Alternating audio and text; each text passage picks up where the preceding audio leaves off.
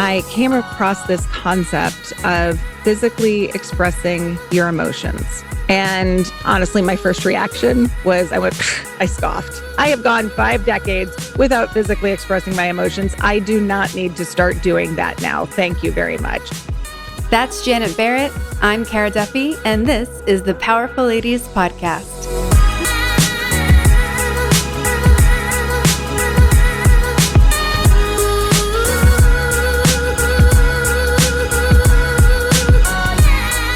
As you said, it has been so long since we have had a conversation in real life. It's been like, hi on Facebook or Instagram or any DM like that, but that's been it for so long. And you were such an influential person in my life. So I'm so glad that you're coming back around and now you're on the podcast and you've been up to so many things since then.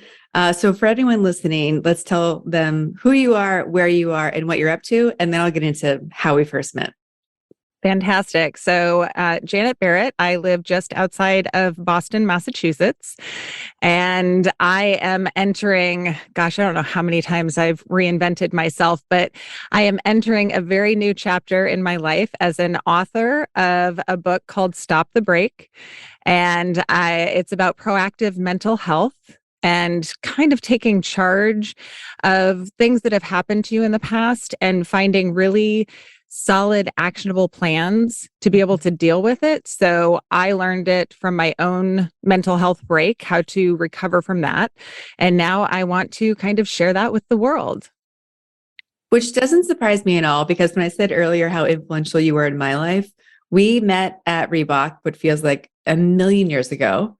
And you were this really powerful boss who was traveling the world all the time. And you were my boss's boss, I believe, at the time. And you were always just like, yeah, figure it out. You got it. I trust you. And it was so crazy because I had had good bosses prior to that, but never that treated the whole team like, guys, you're here because I trust you. Like, I don't have time for this. You got this. Bye. And it wasn't that you didn't care about us. You're just really empowering in that we're so busy. Please figure it out way. I always wanted to be managed like that. And so that is always how I did manage. And I can remember in every interview, and I interviewed you at some point in time, and I would go into the interview and say, they've already figured out if you can do the job. I'm just here because I want to make sure that you fit the dynamic of the team that I want. Because I always felt if you had a really great team around you, that you would be able to figure it out. Even if you didn't know the exact textbook answer, if you had people that were willing to take that responsibility on, that then you would be able to accomplish so many things, which with actually a lot less effort, because it wasn't me having to micromanage or make sure everybody knew everything that was going on. It was, I trust you to do the job that you were hired for, and I can go and do some other things. So I loved having you on the team. You were amazing.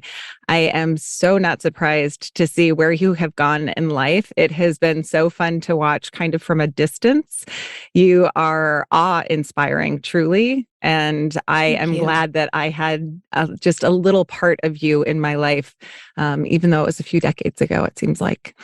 Right. I know. I keep looking back. I'm like, it can't have been that long ago. And you're like, yes, it was. Yep. Yeah. It was over 15 years ago because my oldest is 16. So, and I think you started with me right when he was born. So, or it was, it was either right before or right after. Yeah. Yeah. I was there 2006, 7. Mm-hmm. Yep. And he was born in 6. Yeah. So there you have it. Well, let's go back and just kind of tell people your journey too, because you obviously were working together in footwear at Reebok, but where were you before that? What happened after that? Because there's a lot between you being born and now you have a book.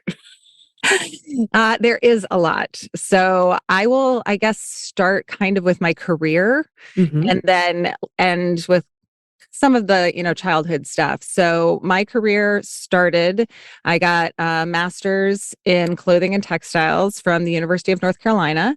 And I really had no idea what I wanted to do. And when I was in that program, I was so lucky to meet this woman, Ruth, who guided me to do this interview with Sara Lee personal products, which, if you're like me at the time, when I thought of Sara Lee, I thought of food, Yeah. but they owned a whole bunch of brands. They owned Champion, they owned Hanes, they owned Coach, they owned a whole bunch of apparel brands. And they wanted to put some structure around how they evaluated the performance of products. And Ruth said, you know what? I think you would be great at this. And my internal dialogue was, I've never had a professional interview before. I'm taking the interview just for the experience. No way I'm getting the job. Got the job. And I think everybody was a little shocked. They're like, whoa, okay. So then I had to figure out what this thing called category management was. And I did, and ended up being fairly successful, and worked at Sara Lee. I worked at Fruit of the Loom, and then I became a consultant and worked for a company that I ended up traveling the world and working with retailers and wholesalers all over the globe, helping them do category management for soft goods. And then I decided I wanted to have a little bit of a break from that. So I retired. And I opened up my own interior design firm because I like the creative side. I also like the structural side of things. So when I would do interior design, it was usually also involving some sort of a renovation. And I absolutely loved doing it. But then I decided I wanted to have kids, and that job and career didn't really lend itself to having children. It was a lot of evenings, a lot of weekends. I was kind of a little bit more on call than I wanted to be. So I decided to go back in, and that's when I started working at Reebok. They were being acquired by Adidas, and I came in to help basically with the merge of those two companies on the apparel side. And then I had 4 kids in 3 years and 3 months. And I realized that the amount of travel that I did was too great for the amount of involvement I wanted to have in my kids' lives. And it was doable. It just wasn't what I wanted to choose. So I chose to become a stay-at-home mom. And I did that for almost 12 years. And then I ended up going through a divorce. And that was when I had my mental break. And my husband had an affair, and I completely cracked. I couldn't eat. I could not sleep. I could not move forward. And I won't get into all of the details around it, but we chose not to tell the kids for a few months. So I was kind of on my own figuring it out. And I am nothing if not an Olympic Googler. So I spend a great deal of time going, how do I get out of this? I just told you about this very long career I had. I was very successful. I traveled the world. I worked with, top 10 companies in the world, talking to their CEOs. I clearly was somebody that could actually accomplish things. Yeah. But this broke me. And I'm like, why is this happening? What is going on? So as I was going through that process, I came across this concept of physically expressing your emotions. And honestly, my first reaction was I scoffed. I have gone 5 decades without physically expressing my emotions. I do not need to start doing that now. Thank you very much. Clearly I knew way better than all of these researchers out there. And I kept chugging along, going through the motions, and it kept coming up as I was going through all of my research of how to get better.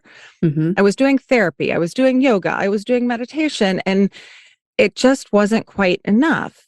And I came back to this concept of physically expressing your emotions time and time again. And I finally was like, you know what? Why not give it a shot? What do I have to lose? And I spoke with the one I was going to get a massage because my whole body just hurt. And I was going to get a massage. And I told her about this concept. And I said, my issue is I don't really know how to do this. I have read about it and I have this idea in my head. And she had a friend who was a social worker and became a personal trainer. And she said, I think she might be the perfect partner for you. So I called her up, and sure enough, she agreed to do this kind of crazy experiment with me where she would come over to my house with her personal training equipment, and we would start something like boxing and be kind of Mhm. jogging and lightly, punching. And then she would talk to me about what was going on. And I would tell her a story about something that really gave me a very negative reaction. And we would get to a point in the story where the story was building and the physical activity was building until we came up with a phrase where I would start basically screaming the phrase. And I won't go to the full Mhm. R-rated one, but like, you darn jerk, Yeah. and I would scream it, and I would hit her hand where she had the safety gloves on, and I would punch it as hard as I possibly could. Mhm. And it would go on as long as I could. And literally, it was never more than 15 minutes. And then I would just collapse in tears. Mhm. And I had actually released all of that pent up emotion that was inside my body. And I ended up doing it for the 5 decades that I had never dealt with. Mhm. And I dealt with a lot of trauma that had been built up and never addressed. I had gone to therapy, I had talked about it, but I had never actually physically gotten it out of my body. Mhm. And the things that have happened since then have been phenomenal. I sleep through the night. I don't really diet anymore because I'm not stress eating. I feel more healthy. I am able to respond to things with my kids as opposed to reacting to them and getting all flustered. I can take things in a much more calm way and handle it Mhm. and deal with it and respond appropriately. And things still happen that really piss me off or make me really sad or something else. But now I'm like, okay, I have that. I'll respond to it. And then later on, I will actually go, and I have a punching bag here now. I have a variety of things that we do, and I have my kids do it. And then I go and I end up physically getting it out. And it has taken so much weight off of me as a person that I didn't even know was there Mhm. because I could push through so much. It was just that one last straw that my body and brain were like, nope, you're all done. Mhm. Mhm. Which brings me to the book. And so that's what the book is about. The book tells my story of how I got there. And then that approach to actually dealing with your mental health, both talking about it, you need to have Mhm. that therapy part, but also putting more on it where you're doing that physical expression of your emotions. And then my long term goal is to actually help change how companies deal with and treat individuals that have mental health challenges and take away the stigma that is around it right now. Because I think a lot of the reason why I wasn't willing to get help or ask for help or deal with anything that happened to me before this was because I was so worried about what people would think of me. Mhm. Well, and I think as women who have been successful in life and business, there's extra layers. Not that men don't have this, but there's a whole list of things that women currently and uniquely deal with. Good girl Yes, syndrome, the, proving ourselves, the always having to show up bigger, different, like the we've both worked in the you don't cry at work space. So if you can't cry at work, you definitely can't talk about anything else you're dealing with at work. exactly. And I'm not saying that we can change that culture entirely, but I feel like we can make steps Mhm. to it so that there are safe spaces for us to have that emotional expression. So when we are in the spaces that haven't changed yet, and I am anticipating will not change in my lifetime, hopefully for my kids it will be different. But just making those baby steps to get us there and giving people the tools to say, okay, I know I'm in this space. I know I can't cry at work, but I'm going to need to cry. Yeah. So, how do I do that? And I will say the thing that has been most impressive to Mhm. me since the book's only been out a week, but in the week that it's been out, I've had 3 gentlemen in their 50s reach out to me and thank me for giving them permission to cry. That's crazy. right? They were so bottled up Mm. inside. And most of my dealings have been with females, and the people that I've coached have been females, and the people that I have helped do some of this therapy have all been female. And I never really took the time to think about, oh, what impact could it have on the male side? And I had hoped it would, but obviously I don't have that as a personal experience. And it was really, really gratifying to see that men could also get something out of it.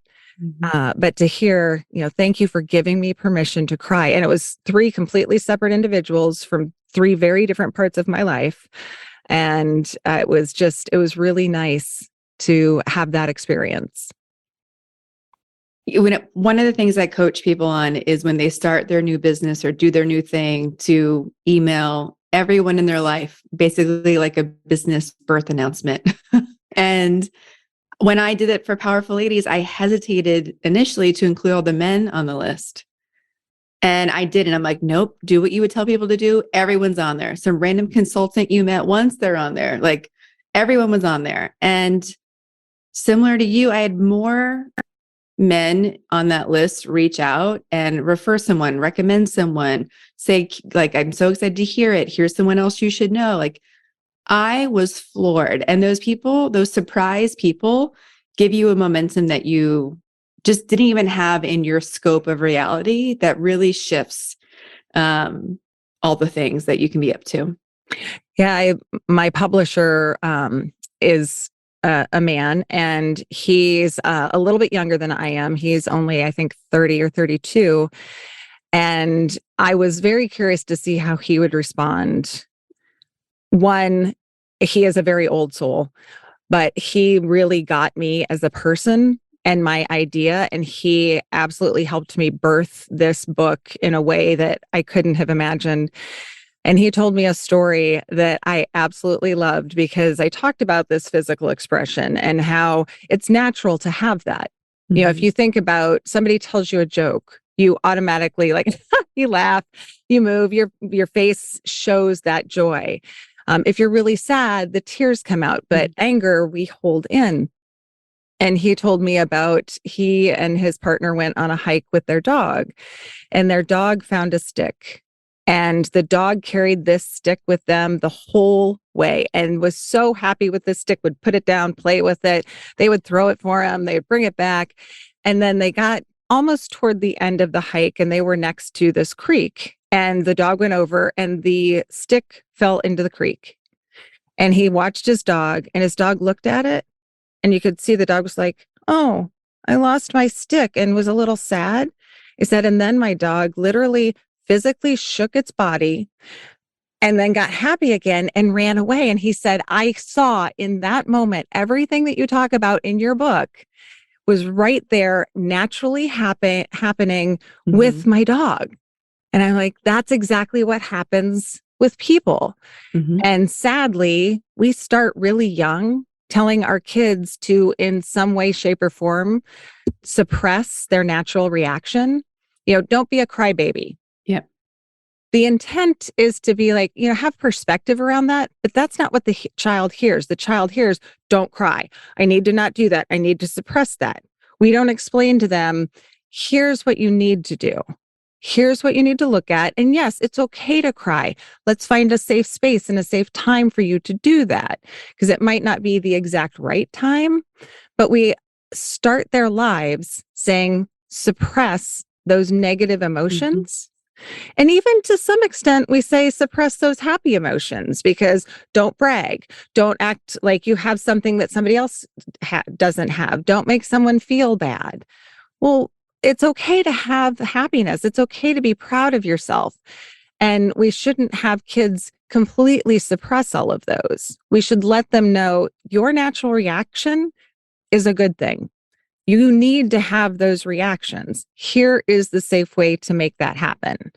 And so that's the other part that I'm trying to get out in the world, is say, let's make sure that once we have adults understand how to safely do this, let's help our kids understand how to do this appropriately and know it's okay and that your natural reaction is fine.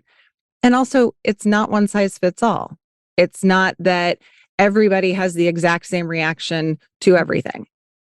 I happen to have a natural reaction to smile at everything. Even if it's something negative or bad happening, you know, I will sit there, I'll smile, trying to make somebody feel better because that's my natural reaction. And it's not always appropriate, but that's what I do. And I'm like, you just have to accept that and work with what you have. It's okay. I have other friends who they tend to cry when they get happy. That's okay. It's not that there is one answer for everybody, but whatever you naturally do, you need to learn to be able to be comfortable expressing that whenever it's appropriate. There's a book that's been talked about a lot on this podcast, which is The Body Keeps Score. My favorite book. I feel like it's like you read that one and then you read your book because they're in a similar space, but so many people who've used The Body Keeps Score, it's been more about mobility or massaging it out. It's been a gentle approach, where I really like this other approach because sometimes this is why running is therapy for people. We have to push ourselves to this limit because so often we don't even know how to access that feeling anymore because we're so good at being like, just stay down here. And it just gets shoved further and further down. We think we're just like, I'm sure you and I are very similar on the like, are you stressed space? You're like, no, I'm not stressed. Like, I'm never stressed. And then other people look at my life and they're like, how are you not stressed at level 900? I'm like, what? And my issue was always, I didn't even realize how much I had suppressed. Yeah. Because I thought that's just how you went through life. You just go through and you're like, you know what? No, I can deal with it. I was what I call an emotional Sherpa. Where it's like, nope, I can take it on. I can take it on. I can take it on. But unfortunately, unlike the Nepalese Sherpas who at the end of the trek take all of their gear off, I just kept putting it on and did not ever acknowledge or recognize that that was what I was doing. And you're right. I think so many people do it. And I do think women do that a lot, especially as they get in higher levels of business, because they are expected to not show any emotion and not have that ever come out. Because if you do, it is seen as a sign of weakness. I was just reading an article about potential presidential candidates. And, Nikki is out there and she's 51 and somebody said she's past her prime. I don't even know what to do with that statement. Right? It was one of those that I read it and I'm like, she's 51. She is younger than almost all presidents ever in the history of our country. How is she past her prime? She could be current candidate, like daughters. Yeah. Oh, yeah. Absolutely. And it was one of those, I was just absolutely blown away that was the statement that was coming out in the press about this particular candidate. And it just highlights the difference for women that we have, we do have to suppress our emotions and not show it at work. And if we get to a certain age, we are seen as not knowledgeable and, sage wisdom. We are seen as old and past our prime. Yeah. And so you layer all of that on. You're like, I can't show anything. I can't even show a wrinkle, and I can't even control that one. That one just naturally happens. So, okay, well, now we have to get Botox. Well, I don't necessarily want to put toxins in my body. It's fine if you do, but it's fine if you don't. And we should be able to be okay with all of those things. There's so much pressure on every choice that women, especially women as head of households, are making. And I think that's where the extra level of overwhelm is also coming from. It's not just, are you managing your responsibilities as, having whatever you need to do to earn income, if you're taking care of kids, if you have a partner, regular stuff just that you need to adult, but then it's like, oh wait, are you buying all organic, everything's perfect? Are you reducing your plastic waste? Do you know what's happening over there? Have you called the FDA? And you're just like, my head is going to fucking explode. Like I cannot manage Yes. all of those things at once and also worry about like, oh, well, I'll be listened to at a different level if I have Botox and I lose 10 pounds. And oh, I need to go shopping again because there's nothing like, it's so overwhelming.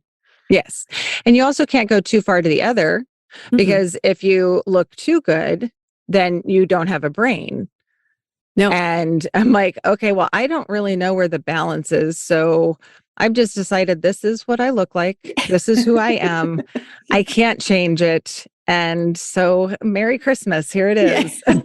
Merry Christmas, happy birthday, happy New Year, all the things. You're welcome. It's all, this is all that we got. So I do absolutely adore the book, The Body Keeps the Score. It was one of the things that actually started me on this journey. And it was one of the first things that I read when I came across this concept of linking the two.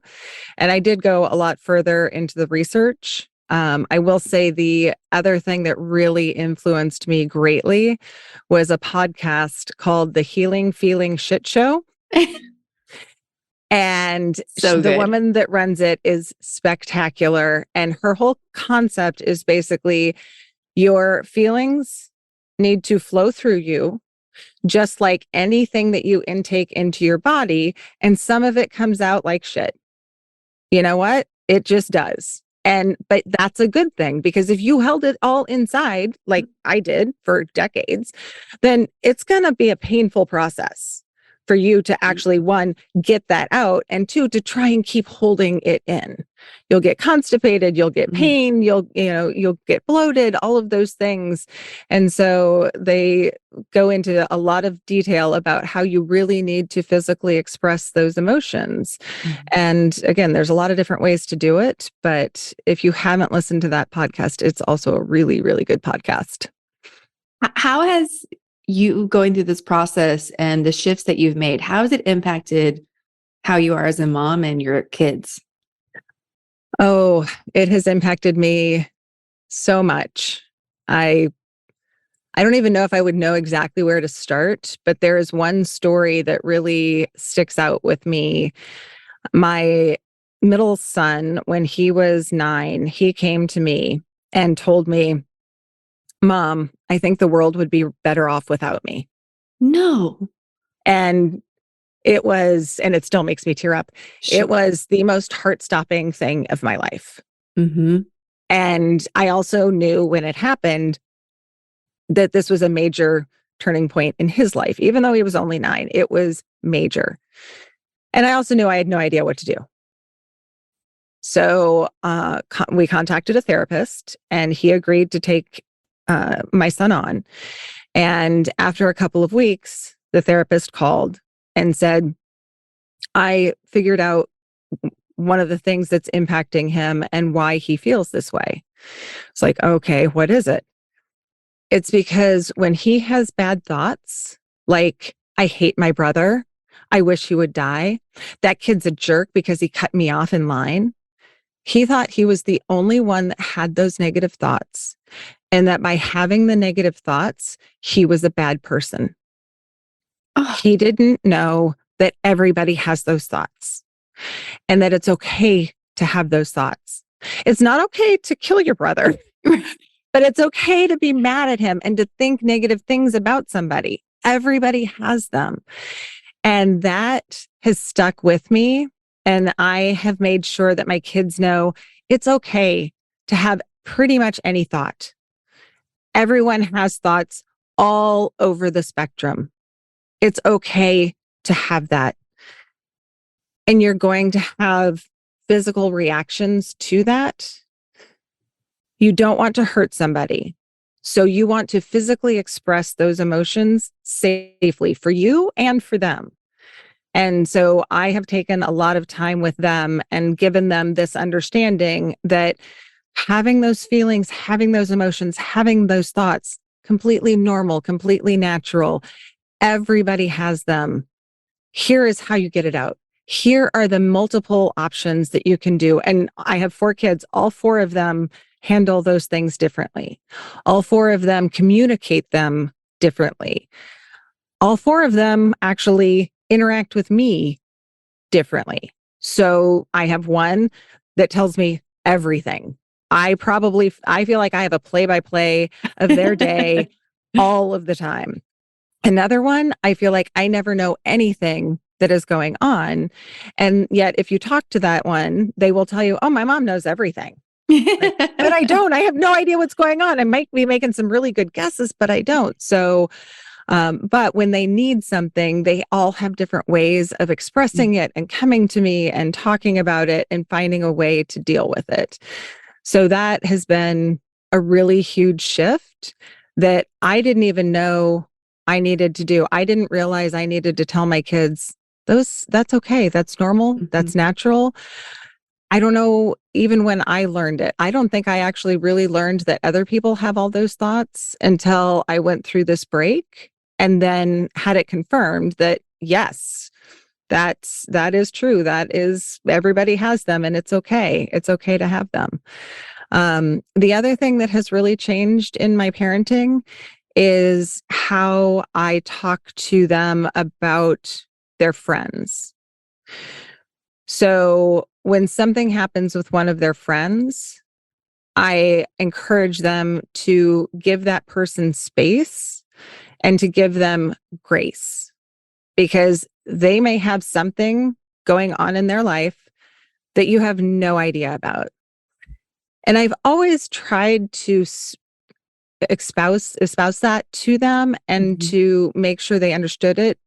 But after going through this, now I probably go a little over the top on that in making sure that they understand it and that they use that type of approach in their life. And I think it has made a really big difference for them. One of my sons hit one of his friends, kind of in his acquaintance group, has been really struggling with substance use and depression. And they came to my son about it, and he came to me, and we ended up like figuring out a way to go through it. And my son was really struggling with, why is this happening? Why does he feel like he needs to use these substances? Why does he need to do these things? And I said, honestly, you'll probably never know. Unless this person chooses to tell you, you'll probably never know. And he's like, but how could there be anything bad in his life? How could something that bad be going on? And my kids all know my story. It's in the book. It's out there for anybody to read, but I am a survivor of childhood sexual abuse. And I said, you know what? Nobody knew that growing up. Nobody knew. In fact, I can't tell you the number of messages I've gotten from family members who have reached out and said, Janet, I had absolutely no idea until I read your book that that's what you were going through. I said, so there's a lot of things that people can go through that you will never, ever, ever know. And just give them the benefit of the doubt that they need your help and support and not necessarily your judgment. It doesn't mean you have to go, use substances with them, not saying that, but you need to give them, resources and, give them as much guidance as you can, while just letting them know that you're there for them no matter what. Well, and so many things impact everyone differently. We could go through the same experience and we're not going to take out the same results either. It's even just looking at what stresses people out and what doesn't. Like everything is so radically different. And I'm glad that we're having conversations today about like things being on spectrums more, because it's not a left or right choice. It's a kind of over here on the sad side, kind of over here on the stressed out side. Like it fluctuates so much, and there's so many factors that tie into it that I'm also glad we're talking about. The normal things. Are you drinking enough water? Are you sleeping? Are you talking to someone? Are you moving your body? Yes. There's so many it's a chemical situation. So there's so many chemicals that we're putting into our body or on them every day that we don't even know what they're doing. That is so true. And so it's basically combining your learned experience with your environment, and everyone's is different in some way, shape, or form. Mm. Every single person out there has something different. And like we talk about the spectrum a lot with everything. You know, what you like to eat is on a spectrum. Your sexuality is on a spectrum. Your emotional awareness is on a spectrum. Everybody has, they're on different points within that. And, you know, as long as, and my big thing is you shouldn't, whatever choices you make should not hurt anyone else. As long as it's right for you and that's your choice and it's not hurting somebody else, that is where, you know, I would like my kids to be and myself to be, that, you know, if it works for me and it's not impacting negatively someone else, then it's an okay, you know, a choice to make, regardless of what area of your life that is. Mm-hmm. So if you go back to 8-year-old you, would you have imagined that this is what you would be doing today and this would be how you're sharing who you are with the world? No, I am an introvert, a very big introvert. I was the kid that literally hid behind their mother's skirts. I can remember being at church, my mom standing there, and, you know, she's not a very big person, but I was making sure that I was behind her and hidden as much as I could possibly be. So no, 8-year-old me would never have imagined that I would, one, speak publicly about anything going on in my life, that I would have the ability to write a book, because I was a voracious reader. I spent all of my allowance either on candy or books, because I also went to the library and I, you know, checked out a lot of books, but I love to go to the bookstore and browse and find books and then be able to keep them I at still my love house. that. Yes. I know. I would say I'm not in my office, but in my office, I have stacks and stacks of books. I have more books than I will probably ever read in my lifetime, but I love books. But I never thought of myself as a writer until I went through this and was talking with my career coach. And she said to me, Janet, I think you have a book in you. And I had the same response that I did when I learned about physical reactions. So no, I don't.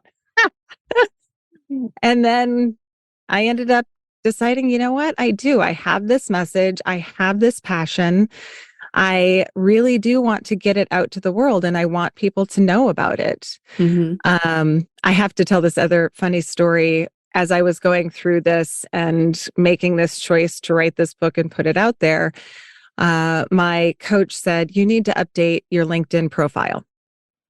And I was one of the very, very early users of LinkedIn, which at that point in time, to me, it was simply an electronic Rolodex. Yep. I just wanted something that I didn't have to handwrite, that I could keep everybody's names and phone numbers in.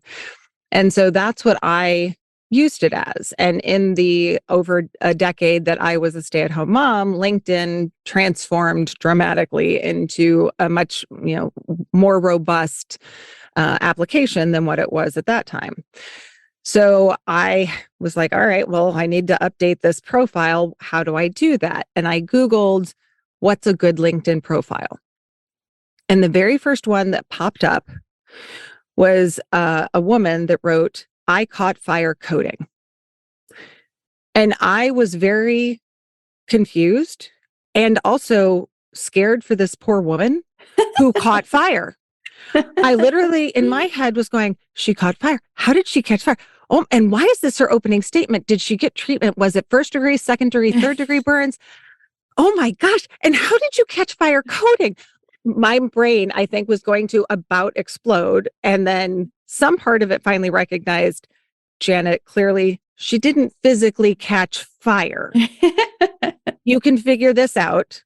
Not shocking. I Googled, what does catching fire mean? And it means just finding your passion, finding that thing that just ignites that fire inside you so that you have something that you cannot stop talking about. And that is what I found with this. I found such a passion for trying to help people understand how to let go of that emotional trauma that they have been suppressing and carrying around, because it doesn't just magically go away.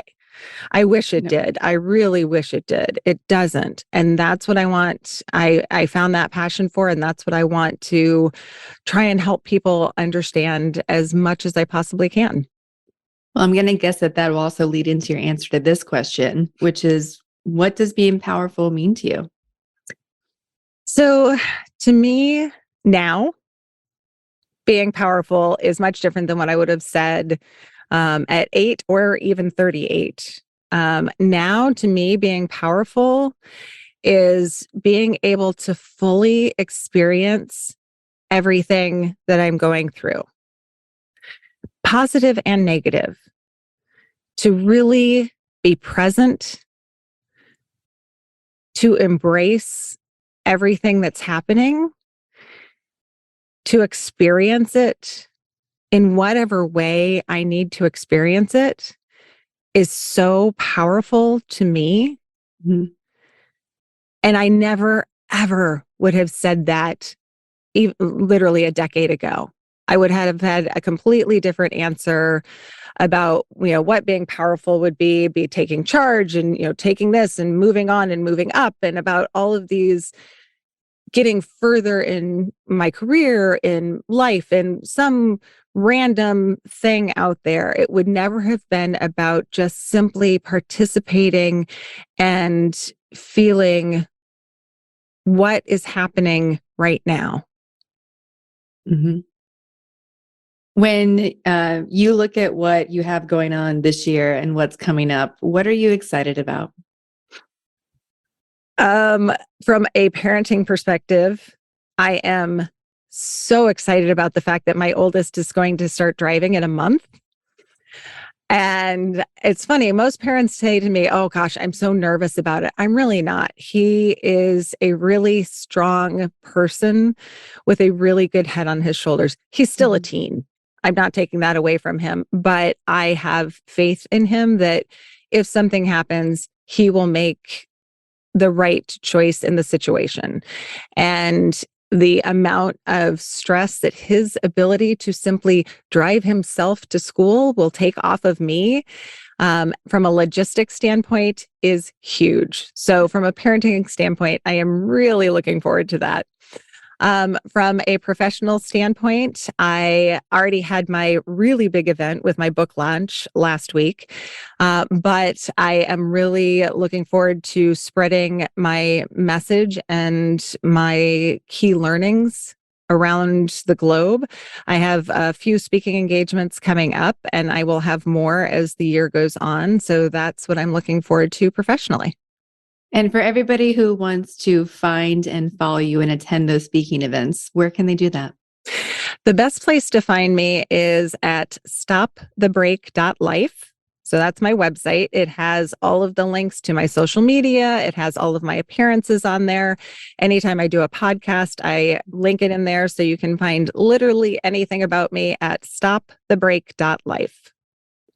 And of course, we ask everyone on this podcast where they put themselves in the powerful lady scale. If 0 is average everyday human and 10 is most powerful lady you can imagine, where would you put yourself today and on average? That is actually a really powerful question. And I say that thinking back to an activity I did with my therapist, where she asked me to name the top 3 things in my life that I love. And, family, friends, uh, God, or whatever you want to say. I can't remember exactly the 3 that I listed. And then she had me list the top 5 and then the top 10. And I didn't put myself on that list. And we got to the end and she's like, "Why didn't you put yourself on that list?" And so since then, I have worked really, really hard to make sure that I am on that list. So I think where I am on average now and today, I think I'm at an 8. Perfect. And I am really happy with where I am. I there are things I would like to do that would potentially put me a little higher on that list, but I am really happy with where I have taken my life and where I have gotten. And I am glad that I am willing to put myself there and to actually give myself the credit of the work that I have done. Because when you first asked me that question, my initial reaction was going, oh, put yourself low, put yourself low, put yourself low. And like, no, I don't have to. I am proud of myself. I do think that I have done some things that are powerful, and I want to take credit for that. So thank you for asking that. I love that question. My pleasure. The last thing we've been asking everyone is, what do you need? What do you want? This group is powerful. This community is powerful. And I'm a big believer in you never know who has that next key you need. So how can we help? What do you need? So the thing that I would love is if you are looking for someone to come and give a speech or do a workshop around proactive mental health and how to become more resilient and to stop being an emotional Sherpa, carrying all of that baggage around with you, I would love for you to float my name and let people know that I'm out here and that I am more than happy to help anybody that needs help. I would love people to go out and buy my book. And you can find the link for that at stopthebreak.life, or it's on any online retailer. Just Google Janet Barrett and Stop the Break, and it will come up. And if you are able to read it and share that with somebody, I love to have books passed along. So you don't need to necessarily buy a new book every time, but I would love to have people pass my book along so that other people can hopefully get the benefit of it and learn that it's okay to feel and express those emotions. Well, and you'll love, because I'm a big book sharer, that I always write my name and the date in it and ask everyone else to also. So it becomes like a library book on the cover. I love that concept. Yeah. Oh, I'm going to start doing that. Because I am also a really good book sharer. I have a million and I'm always giving them. People will say something like, oh, you need to read this. You need to read that. But I've never written on it. I should do that. I love that. Yeah. Thank you. It makes it so fun because if it ever cycles back to you, there's this history of people who have touched and read the book. And it really brings me joy when I get them back and like another name has been added or more than I expected have been added. So it's one of the favorite silly things that I do. Well, it's when you say that library books don't have those checkout cards anymore. Yeah. And I kind of miss that. I always liked seeing how many people had read it, or if I happened to be the first one to get a book, I always thought that was really neat. But yeah, you don't get to see that anymore. Same as textbooks in school. Like whenever you would get one and you're like, ooh, like the cool person 2 grades ahead had this book. Wow. Yes. Oh, absolutely. It's true though. And it's a nice connection to have. Yeah. Now, I mean, all of my kids have electronic devices and almost all of their textbooks are online. There's only one whose English teacher still has them get their physical books to actually read.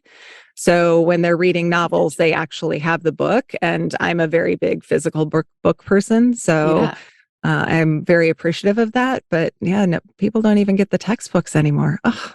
I can't imagine that. Like, I just know how much I have to. If I wasn't recording the podcast, I'd have like my little blue blocker glasses on and like I can't deal with the screens all day. Plus like touching it and highlighting, like I'll write in books sometimes still. And I can't get over the tangible copy version. I can't either. I do Audible quite a bit, but if there's a book I love or it has all these graphs it keeps mentioning that I can't see, I'll always end up buying the hard copy too. Yeah, me too. I'm also still a newspaper reader, which people think is crazy, but there's so many stories in the newspaper that I would never come across if I was only online. Yeah. Like the one that I just mentioned about talking about Nikki and the comment about her being past her prime. I never would have read that online.